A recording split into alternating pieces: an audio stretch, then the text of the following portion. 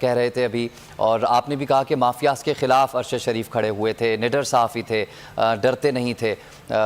کیا بتائیں گے آپ جس طرح سے ان کا جو کریئر رہا اس حوالے سے بتائیے گا دیکھنے والوں کو. با کیریئر تھا. انہوں نے ہر جو مافیا کا گروپ تھا اس کے بارے میں انہوں نے پروگرام کیے. ان کی جو انویسٹیگیٹو رپورٹنگ تھی وہ بہت ہی پاکستان میں کوئی اس کا مقابلہ نہیں کر سکتا تھا.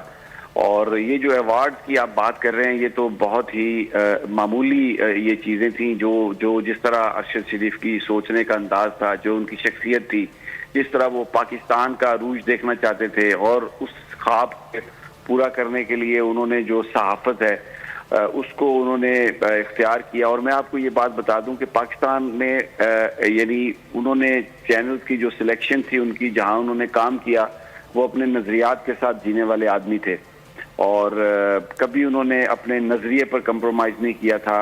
جس چیز کے لیے اپنا مقصد جو تھا ان کے صحافت کا، اس پر انہوں نے کوئی کمپرومائز نہیں کیا تھا. اور یہ اب اطلاعات ہیں، خبریں آ رہی ہیں کہ شاید وہ کینیا میں تھے اور اب وہاں پر کوئی، یعنی اب جب تک آفیشیلی کوئی ورڈ نہ آئے تو یہ کہنا مشکل ہے کہ کیا ہے. لیکن میں مختلف صحافیوں کے ٹویٹ دیکھ رہا تھا. لندن سے مرتضی علی شاہ نے ٹویٹ کیا کہ وہ شاید کینیا میں تھے. مہر بخاری صاحبہ نے ٹویٹ کیا کہ وہ اب ہم میں نہیں ہیں. اسی طرح وسیم بدامی کے بھی ٹویٹس آئے. میں خاور گھمن سے میری بات ہو رہی تھی، اس سے فون پر بات نہیں ہو پا رہی تھی. بلک بلک کے بچوں کی طرح وہ رو رہا تھا.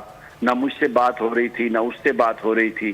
اور بس ایک قیامت کا سا سما ہے رافع. اور میرے پاس الفاظ نہیں ہیں کہ میں یہ بیان کروں کہ یہ اتنا اندوناک واقعہ، اس کی ایج، اس کے چھوٹے چھوٹے بچے، اس کی فیملی، اس کا بھائی دہشت گردی کا نشانہ بنا شہید ہوا.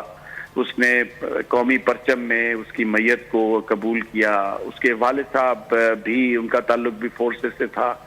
تو ایک ایسی فیملی، ایک ایسا خاندان جو پاکستان کے لیے جس نے خون دیا، وہ حالات کے ہاتھوں مجبور ہو کر پاکستان سے اس کو رخصت ہونا پڑا. اپنے ملک میں جگہ تنگ کر دی گئی، زمین تنگ کر دی گئی.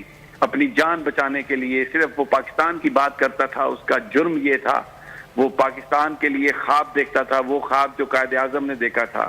اس کی آپ وہ ان کے پروگرام دیکھیں، اپنے پروگرامز میں وہ حلف پڑھتا تھا جو وزیر اعظم کا حلف ہے، جو وزرائے اعظم کا حلف ہے. یاد دلاتا تھا ان کو کہ آپ کے ذمے یہ کام ہے. اس کا صرف یہ قصور تھا کہ اس کے ہاتھ میں ایک آئینہ تھا. وہ لوگوں کو جب آئینہ دکھاتا تھا ان کو اپنے مکروہ چہرے نظر آتے تھے، تو وہ بجائے اس کے کہ اپنی جو ان کی مکروہ شخصیت تھی اس کو اچھے کاموں سے ٹھیک کرتے، انہوں نے ارشد شریف کو ہمیشہ تنقید کا نشانہ بنایا. اس کے ساتھ وہ بڑا ہی ایک اپنی طرز کا آدمی تھا.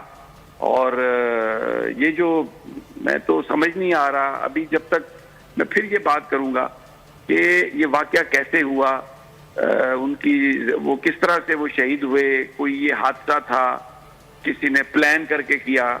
یہ اب جب کچھ اس کی مزید تفصیلات آئیں گی تو اس سے پتہ چلے گا. کچھ سرکمسٹینشل جو چیزیں ہیں وہ اسٹیبلش کریں گی. کچھ ظاہر ہے وہ جس ملک میں بھی تھے وہاں پہ ان کی کوئی تحقیقات ہوں گی، تو کچھ اس سے اندازہ ہوئے گا کہ اب یہ جو واقعہ ہے یہ کس طرح سے ہوا. لیکن افسوسناک یہ ہے کہ اپنے ملک میں ان کے اوپر زمین تنگ کر دی گئی. ان کو یہاں سے نکلنا پڑا، در بدر کی ٹھوکریں کھاتے ہوئے. پتہ نہیں دنیا کے کس حصے میں تھے. کوئی حادثہ ہی ہو سکتا ہے ہو گیا ہو، لیکن اس کی وجہ تو یہی تھی نا کہ اپنے ملک میں اپنے جگہ تنگ کر دی گئی. یہاں پر انہیں مجبور کیا گیا کہ وہ نہ رہ سکے. تو بنیادی جو وجہ ہے، بنیادی پھر جس جائے گا آپ کا ذہن جائے گا تو اس میں پھر وہی حالات، پھر ہم دکھ اور افسوس سے کہیں گے کہ یہ اپنے شہریوں کے لیے، ان لوگوں کے لیے جو بے باک ہیں، جو ذمہ دارانہ بات کرتے ہیں، جو آپ کو آپ کی ڈیوٹیز یاد دلاتے ہیں، آپ ان کے لیے زمین تنگ کریں گے تو وہ باہر جائیں گے تو بھلا حادثہ ہو، بھلا کوئی پلانڈ ایفرٹ ہو، تو وہ جو ان کی جو جان گئی، جو شہادت ہوئی، پھر اس کی ذمہ داری کسی کے اوپر تو آئے گی نا. وہ جو یہاں پر بس بڑی عجیب بات ہے. میں کیا کہوں، ابھی انتظار ہے، اب اطلاعات کا انتظار ہے، مزید تفصیلات کا انتظار ہے. اللہ تعالیٰ بڑا